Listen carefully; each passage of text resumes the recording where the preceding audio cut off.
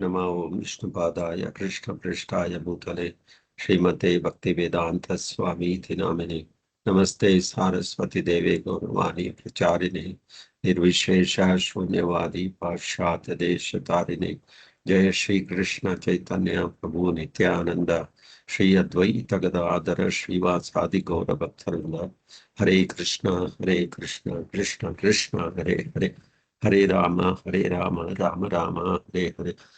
श्री श्री राधा कृष्ण चंद्र की जय, श्री श्री कृष्ण बलराम की जय, श्री श्री निताय गौरांग की जय, श्री श्रीनिवास गोविंद की जय, श्री प्रहलाद नरसिंहदेव की जय, विश्वगुरु शिल प्रभुपाद की जय, समवेद भक्तवृंद की जय. ಓಕೆ, ಸೊ ಲಾಸ್ಟ್ ಕಳೆದ ವಾರದಲ್ಲಿ ನಾವು ಇಲ್ಲಿವರೆಗೂ ಓದಿದ್ದೀವಿ. ಸೊ ಇಲ್ಲಿಂದ ಮುಂದುವರಿಸೋಣ. ಸೊ ಅಧ್ಯಾಯ ಹೆಸರು ಸಂತರು ಮತ್ತು ವಂಚಕರು ಅಂತ. ಸೊ ಕೃಷ್ಣ ಪ್ರಜ್ಞೆಯು ವಾಸ್ತವದಲ್ಲಿ ಒಂದು ಶುದ್ಧೀಕರಣ ಪ್ರಕ್ರಿಯೆ. ಪ್ರಭುಪಾದರು ಹೇಳ್ತಾ ಇದ್ದಾರೆ, ಇದು ಕೃಷ್ಣ ಪ್ರಜ್ಞೆ ಅಂದ್ರೆ ಒಂದು ಶುದ್ಧೀಕರಣ ಪ್ರಕ್ರಿಯೆ. ಆ ಶುದ್ಧೀಕರಣ ಏನು? ಸರ್ವೋಪಾಧಿ ವಿನಿರ್ಮುಕ್ತಂ ಅಂದ್ರೆ ಜನರನ್ನು ಎಲ್ಲಾ ಉಪಾಧಿಗಳಿಂದ ಮುಕ್ತಗೊಳಿಸುವುದೇ ಅದರ ಉದ್ದೇಶ. ತತ್ ಪರತ್ವೇನ ನಿರ್ಮಲಂ.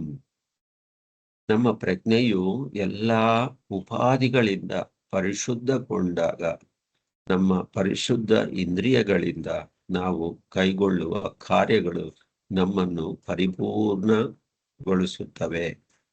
ಕೊನೆಗೆ ನಾವು ಮಾನವ ಜೀವನ ಆದರ್ಶ ಪರಿಪೂರ್ಣತೆಯನ್ನು ತಲುಪುತ್ತೇವೆ.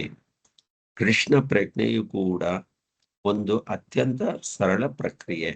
ಅದಕ್ಕಾಗಿ ಯಾರು ದೊಡ್ಡ ದಾರ್ಶನಿಕನಾಗಲಿ, ವಿಜ್ಞಾನಿಯಾಗಲಿ ಅಥವಾ ಬೇರೆ ಏನೇ ಆಗಲಿ ಆಗಬೇಕಾಗಿಲ್ಲ. ನಾವು ಭಗವಂತನ ಪವಿತ್ರ ನಾಮವನ್ನು ಸಂಕೀರ್ತನೆ ಮಾಡಬೇಕು ಅಷ್ಟೇ. ಅವನ ನಾಮ ರೂಪ ಗುಣಗಳೆಲ್ಲ ಪರಾತ್ಪರವೆಂದು ಅರ್ಥ ಮಾಡಿಕೊಳ್ಳಬೇಕು. ಸೊ ಇಲ್ಲಿ ಪ್ರಭುಪಾದರು ಹೇಳೋದೇನಪ್ಪಾ ಅಂದ್ರೆ, ಇದು ಕೃಷ್ಣ ಪ್ರಜ್ಞೆ ಎಂತಹ ಸಂಸ್ಥೆ ಅಂದ್ರೆ ಅದು ಕೃಷ್ಣ ಪ್ರಜ್ಞೆ ಒಂದು ಶುದ್ಧೀಕರಣ ಪ್ರಕ್ರಿಯೆ. ಯಾವ ತರ ಶುದ್ಧೀಕರಣ ಮಾಡ್ಕೊಳ್ಳೋದು ಪ್ರಭುಪಾದರು ನಮ್ಗೆ ಹೇಳ್ಬಿಟ್ಟಿದ್ದಾರೆ. ಏನು?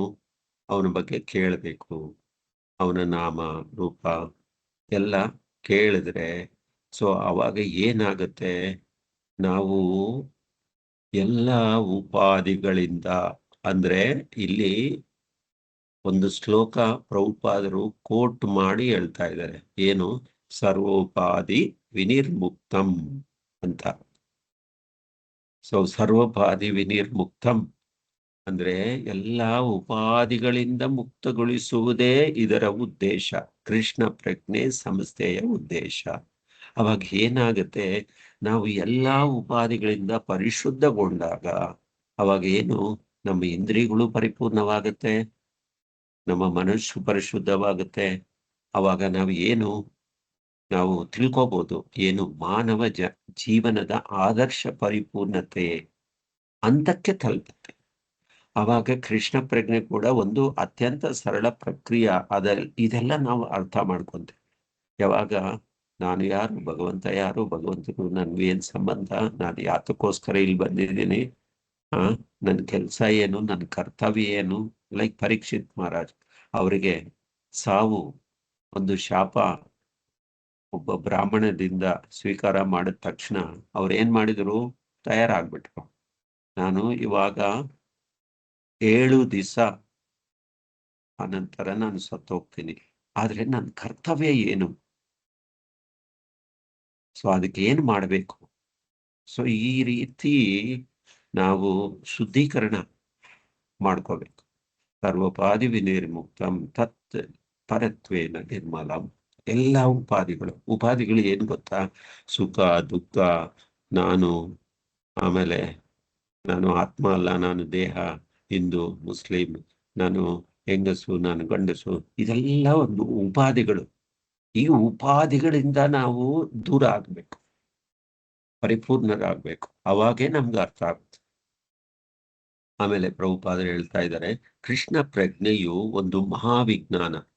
ಆಮೇಲೆ ಮುಂದೆ ಇಂದಿನ ಪ್ಯಾರಾಗ್ರಾಫ್ ಅಲ್ಲಿ ಪ್ರಭುಪಾದರು ಹೇಳ್ತಾರೆ, ಅದಕ್ಕೆ ನಾವು ಕೃಷ್ಣ ಪ್ರಜ್ಞೆ ಅರ್ಥ ಮಾಡ್ಕೋಬೇಕು ಅಂದ್ರೆ, ಅದಕ್ಕೆ ತಿಳುವಳಿಕೆ ಬೇಕು ಅಂದ್ರೆ ದೊಡ್ಡ ದೊಡ್ಡ ದಾರ್ಶನಿಕನಾಗಬೇಕಾಗಿಲ್ಲ, ವಿಜ್ಞಾನಿ ಆಗಬೇಕಾಗಿಲ್ಲ.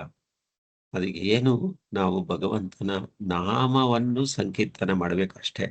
ಅವಾಗ ಏನಾಗುತ್ತೆ, ನಾಮರೂಪ ಗುಣಗಳೆಲ್ಲ ಇದೆಲ್ಲ ಪರಾತ್ಪರ ಅರ್ಥ ಮಾಡ್ಕೊಳ್ಬೇಕು. ಅರ್ಥ ಮಾಡಿಕೊಳ್ಳುವ ಶಕ್ತಿ ನಮಗೆ ಬರುತ್ತೆ. ಆಮೇಲೆ ಪ್ರಭುಪಾದರು, ಕೃಷ್ಣ ಪ್ರಜ್ಞೆಯು ಒಂದು ಮಹಾವಿಜ್ಞಾನ. ದುರದೃಷ್ಟವಶಾತ್ ವಿದ್ಯಾಲಯಗಳಲ್ಲಿ ಈ ವಿಜ್ಞಾನದ ಅಧ್ಯಯನಕ್ಕಾಗಿ ಪ್ರತ್ಯೇಕ ವಿಭಾಗವೇ ಇಲ್ಲ. ಆದುದರಿಂದ ಮಾನವ ಸಮಾಜದ ಕಲ್ಯಾಣದಲ್ಲಿ ಆಸಕ್ತಿ ಇರುವ ಗಂಭೀರ ಸ್ವಭಾವದ ಜನರೆಲ್ಲರೂ ಈ ಮಹಾ ಆಂದೋಲನವನ್ನು ಅರ್ಥ ಮಾಡಿಕೊಳ್ಳಬೇಕು ಮತ್ತು ಸಾಧ್ಯವಾದರೆ ಅದರಲ್ಲಿ ಭಾಗವಹಿಸಿ ನಮ್ಮೊಡನೆ ಸಹಕರಿಸಬೇಕು ಎಂದು ಆಹ್ವಾನಿಸುತ್ತೇವೆ. ಮತ್ತು ಸಾಧ್ಯವಾದರೆ ಅದರಲ್ಲಿ ಭಾಗವಹಿಸಿ ನಮ್ಮೊಡನೆ ಸಹಕರಿಸಬೇಕು ಎಂದು ಆಹ್ವಾನಿಸುತ್ತೇವೆ. ಇದರಿಂದ ಪ್ರಪಂಚದ ಸಮಸ್ಯೆಗಳು ಪರಿಹಾರವಾಗುತ್ತೆ. ನೋಡಿ, ಪ್ರಭುಪಾದರು ಏನು ಹೇಳ್ತಾ ಇದ್ದಾರೆ ಗೊತ್ತಾ? ಕೃಷ್ಣ ಪ್ರಜ್ಞೆ ಒಂದು ಮಹಾವಿಜ್ಞಾನ.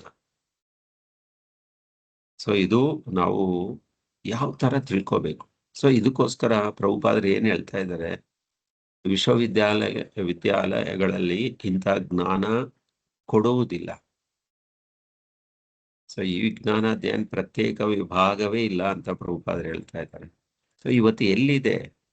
ಇವತ್ತೆಲ್ಲ ನಮ್ಗೆ ಹೇಳ್ಕೊಡೋದು ಭೌತಿಕ ಅಥವಾ ಶಾರೀರಿಕ ಸಂಬಂಧಪಟ್ಟ ಜ್ಞಾನವನ್ನೇ ಕೊಡ್ತಾರೆ ವಿನಃ ಆತ್ಮಕ್ಕೆ ಸಂಬಂಧಪಟ್ಟ ಜ್ಞಾನವನ್ನು ನಮ್ಗೆ ಯಾರಾದ್ರೂ ಕೊಡ್ತಾ ಇದ್ದಾರಾ?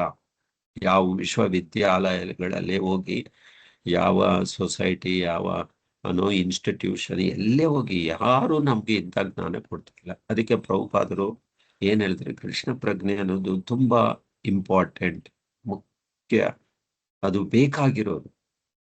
ಸೊ ಅದು ಆಂದೋಲನ ಇದ್ರೆ ಏನಾಗುತ್ತೆ ಅರ್ಥ ಮಾಡ್ಕೊಳ್ಬೇಕು, ಸಾಧ್ಯ ಅದರಲ್ಲಿ ಭಾಗವಹಿಸ್ಬೇಕು. ಸೊ ಅಂತ ಮಾಡಿದ್ರೆ ನಮಗೂ ಸಹಕಾರ ಮಾಡ್ಬೇಕು. ಅವಾಗ ಏನಾಗುತ್ತೆ, ಪ್ರಪಂಚದ ಪ್ರಭುಪಾದರಲ್ಲಿ ನೋಡಿ, ಪ್ರಪಂಚದ ಸಮಸ್ಯೆಗಳು ಪರಿಹಾರವಾಗುತ್ತವೆ. ಒಂದೇ ಒಂದು ನಮ್ಮ ಜೀವನದಲ್ಲಿ ಅಥವಾ ಪ್ರಪಂಚದಲ್ಲಿ ಅಥವಾ ಮನೆಗಳಲ್ಲಿ ಅಥವಾ ಸಮಾಜದಲ್ಲಿ ಏನಾದರೂ ಸಮಸ್ಯೆಗಳು ಪರಿಹಾರ ಆಗಬೇಕು ಅಂದ್ರೆ ಕೃಷ್ಣ ಪ್ರಜ್ಞೆ ಇರಬೇಕು, ಕೃಷ್ಣ ಪ್ರಜ್ಞೆರಾಗಬೇಕು, ಆಧ್ಯಾತ್ಮಿಕ ಜ್ಞಾನ ಬೇಕು. ಅದಕ್ಕೆ ಪ್ರಭುಪಾದರು ಮತ್ತೆ ಮುಂದುವರಿಸ್ತಾ ಇದ್ದಾರೆ, ಆಧ್ಯಾತ್ಮ ಜ್ಞಾನದ ಅತ್ಯಂತ ಪ್ರಮುಖವಾದ ಹಾಗೂ ಪ್ರಮಾಣಭೂತವಾದ ಗ್ರಂಥವಾದ ಭಗವದ್ಗೀತೆಯ ತೀರ್ಮಾನವು ಕೂಡ ಇದೇ ಆಗಿದೆ. ಭಗವದ್ಗೀತದಲ್ಲಿ ಅಂತ್ಯದಲ್ಲಿ ಸೊ ಆ ಜ್ಞಾನದಲ್ಲಿ ಇದೇ ಮೇನ್. ಸೊ ನಿಮ್ಮಲ್ಲಿ ಅನೇಕರು ಭಗವದ್ಗೀತೆಯನ್ನು ಕುರಿತು ಕೇಳಿದ್ದೀರಿ. ಪ್ರಭುಪಾದ ಹೇಳ್ತಾ ಇದ್ರು, ನಾವು ಕೇಳ್ತಾ ಇದ್ದೀವಿ ಭಗವದ್ಗೀತೆ ಬಗ್ಗೆ, ಕೇಳ್ತಾ ಇದ್ದೀವಿ, ಎಷ್ಟೋ ಸಾವಿರಾರು ಗಟ್ಟಲೆ ಭಗವದ್ಗೀತೆ ಇದೆ. ಆದ್ರೆ ನಮ್ಮ ಆಂದೋಲನ, ಪ್ರಭುಪಾದರು ಹೇಳ್ತಾ ಇರೋದು, ಅದನ್ನು ಆಧರಿಸಿದೆ. ನಮ್ಮ ಆಂದೋಲನವನ್ನು ಭಾರತದ ಎಲ್ಲ ಮಹಾ ಆಚಾರ್ಯರು ಅನುಮೋದಿಸಿದ್ದಾರೆ.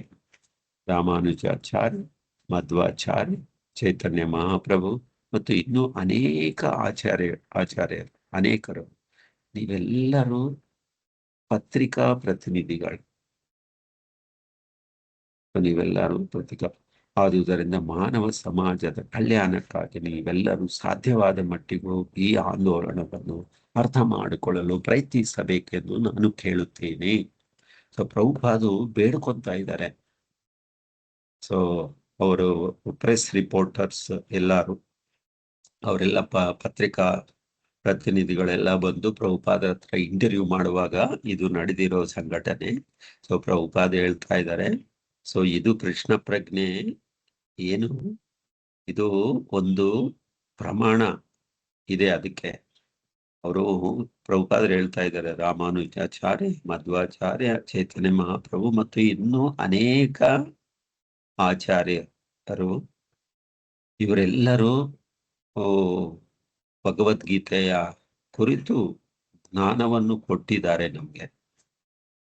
ಆಮೇಲೆ ಅವರು ಇನ್ನೊಂದು ಕ್ವಶನ್ ಕೇಳ್ತಾ ಇದ್ದಾರೆ ವರದಿಗಾರ, ದೇವರನ್ನು ಅರಿಯಲು ನಿಮ್ಮ ಆಂದೋಲನವೇ ಏಕೈಕ ಮಾರ್ಗ ಎಂದು ನೀವು ಭಾವಿಸುತ್ತೀರಾ? ನೋಡಿ, ಅವರು ಒಳ್ಳೆ ಪ್ರಶ್ನೆ ಕೇಳ್ತಾ ಇದ್ದಾರೆ. ಇದೆಲ್ಲ ನಮ್ಗೆ ಅನ್ವಯಿಸುವ ಪ್ರಶ್ನೆ. ನಾವು ತಿಳ್ಕೋಬೇಕು. ಯಾಕಂದ್ರೆ ದೇವರನ್ನು ತಿಳ್ಕೋಬೇಕು. ದೇವರು ಯಾರು, ಅವರು ಎಂಥ ವ್ಯಕ್ತಿ, ಅವರ ಗುಣ ಏನು, ಅವರ ಸ್ಥಾನ ಏನು, ದೇವರಂದ್ರೆ ಯಾರು. ಸೊ ಏಕೈಕ ಮಾರ್ಗ ಏನು? ನಮ್ಮ ಆಂದೋಲನ. ಯಾವುದು? ಕೃಷ್ಣ ಪ್ರಜ್ಞೆ ಆಂದೋಲನ. ಇದು ಬಿಟ್ಟು ಬೇರೆ ಎಲ್ಲೇ ನೀವು ಹೋಗಿ ದೇವರ ಬಗ್ಗೆ ಮಾತೇ ಇಲ್ಲ. ಸಾವಿರಾರು ಮಠಗಳು, ಸಾವಿರಾರು ಎಲ್ಲ ಇದೆ, ಬಟ್ ದೇವರ ಆಂದೋಲನ ಏಕೈಕ ಮಾರ್ಗ. ಪ್ರಭುಪಾದ ಅದಕ್ಕೆ ಪ್ರಭುಪಾದ ಕರೆಕ್ಟ್ ಆಗಿ ಹೇಳ್ತಾ ಇದ್ದಾರೆ. ಆದ್ರೆ ಅದರ ಬಗ್ಗೆ ನಿಮಗೆ ಏನು ಖಾತರಿ ಇದೆ? ಪ್ರಭುಪಾದರು ಹೇಳ್ತಾ ಇದ್ದಾರೆ ಪ್ರಮಾಣ ಗ್ರಂಥಗಳು. ಭಗವಾನ್ ಕೃಷ್ಣನೇ ಇದಕ್ಕೆ ಆಧಾರ. ಕೃಷ್ಣ ಹೇಳ್ತಾ ಇದ್ದಾನೆ. ಕೃಷ್ಣ ಏನೇ ಹೇಳಿದ್ದಾನೆ? ಭಗವದ್ಗೀತಾ ಪ್ರಭುಪಾದ ಕೋಟ್ ಮಾಡ್ತಾ ಇದ್ದಾರೆ. ಸರ್ವಧರ್ಮಾನ್ ಪರಿತ್ಯಜ್ಯ ಮಾಮೇಕಂ ಶರಣಂ ಅಹಂ ತ್ವಂ ಸರ್ವ ಪಾಪೇಭ್ಯೋ ಮೋಕ್ಷಯಿಷ್ಯಾಮಿ ಮಾ ಶುಚಃ ಅಂತ ಹೇಳಿದ್ದಾರೆ. ಸೊ ಸರ್ವ ಧರ್ಮಗಳನ್ನು ಪರಿತ್ಯಜ್ಯ ಅಂದ್ರೆ ಆ ಧರ್ಮ, ಈ ಧರ್ಮ, ಆ ರಿಲಿಜಿಯಸ್, ಈ ರಿಲಿಜಿಯಸ್ ಎಲ್ಲ ನಾವು ವಿವಿಧವಾದ ಧರ್ಮಗಳಿದೆ ನಮ್ಮಲ್ಲಿ. ಸೊ ಆ ಧರ್ಮಗಳೆಲ್ಲ ತ್ಯಜಿಸಿ ಕೇವಲ ನನಗೆ ಮಾತ್ರ ಶರಣಾಗತನಾಗು ಅಂತ ಕೃಷ್ಣ ಹೇಳಿದಾನಲ್ವಾ ಭಗವದ್ಗೀತಾದಲ್ಲಿ. ಅದು ನಾವು ಅನುಸರಿಸಬೇಕು. ನಾನು ನಿನ್ನನ್ನು ಎಲ್ಲ ಪಾಪ ಕಾರ್ಯಗಳ ಫಲಗಳಿಂದ ವಿಮುಕ್ತಗೊಳಿಸುತ್ತೀನಿ, ಹೆದರಬೇಡ. ಇದು ಕೃಷ್ಣ ಭಗವದ್ಗೀತಾದಲ್ಲಿ ಪ್ರಮಾಣ